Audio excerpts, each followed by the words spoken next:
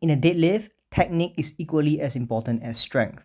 So I'm going to go through here all the cues I use from stepping up to the bar to pushing it up and grabbing off the floor. Number 1, foot placement. I place my midfoot or where the laces of my shoes are over the barbell. I'm keeping a ribcage stacked on my pelvis. I breathe in and I hold it and I push it out on all sides.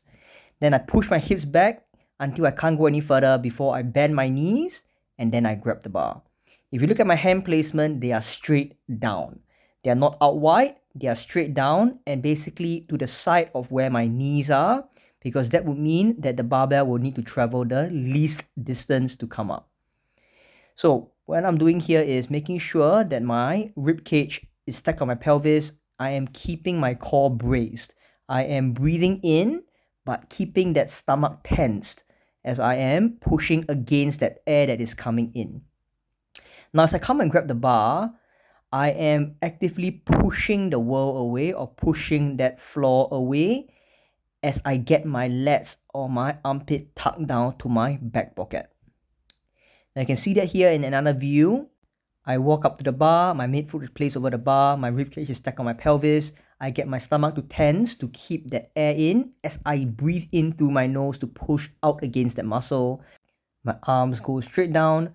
I push my hips back until it can't go any further before I bend my knees, which would just slightly touch the bar that is in front of me. Now you see from this back view, you can actually see that my upper back, my lower back and my hips are in this slightly slanted position. A common mistake is that people's back is too parallel to the floor. You actually want there to be a slight angle.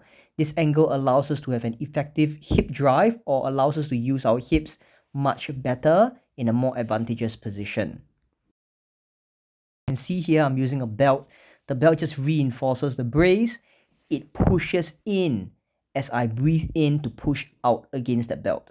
But as I'm doing that, I'm keeping my abs tense. I'm flexing that abs hard as I breathe in. Now you can see what I'm doing here is pushing the hips back. So that just reinforces that this is a hinge and not a squat. I push my hips back. I can't go any further before I bend that knee. And when I bend that knee, once it touches the bar, that is perfectly or where my position should be. And then I let my arms come straight down and I grab that bar in that position throughout the entire time. Now, another thing you can see there is that as I push the wall away or I push that barbell off the floor, I am driving my hips through. I want you to think of doing a hip thrust as I'm pushing my hips forward, driving it through as I lock out at the top of the movement.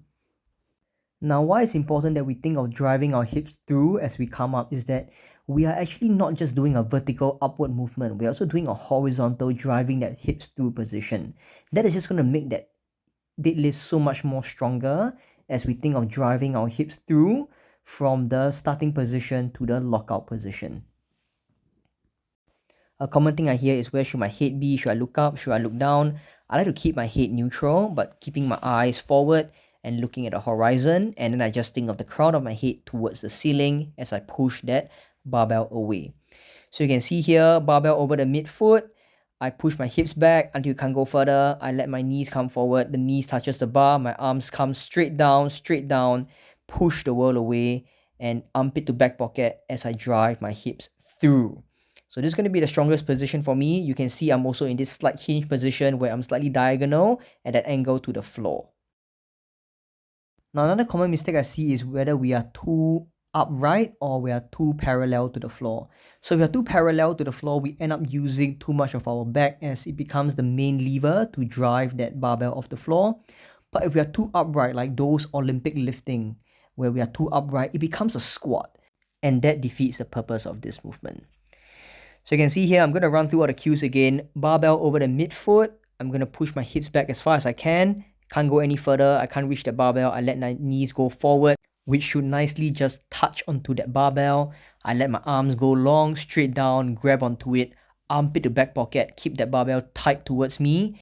Then I think of pushing the floor away as I drive my hips through to lock out. The key thing here is throughout the entire movement, I am keeping my core braced and tight, pushing out against the belt. I am thinking of pushing that floor away and I'm thinking of driving my hips through. My armpit is kept tucked down to my back pocket to get my lats on so the barbell doesn't drift forward, and that barbell is always in my center of gravity, which is exactly where my sternum or chest bone is when it is directly over that barbell. I am not being too upright, I am not being too parallel to the floor, which allows me to use that hips to do the most work and generate the most power throughout the entire movement. In terms of rounding of the back, some rounding of the back is okay as long as it doesn't keep rounding more and more throughout the entire movement. That is why some lifters live with a flex spine. A flex spine can sometimes be a stronger spine when we are doing it, as long as it doesn't flex even more throughout the entire time. So the key thing is we need to be feeling that glutes and hamstrings working, and that is by pushing that floor hard and driving that barbell up.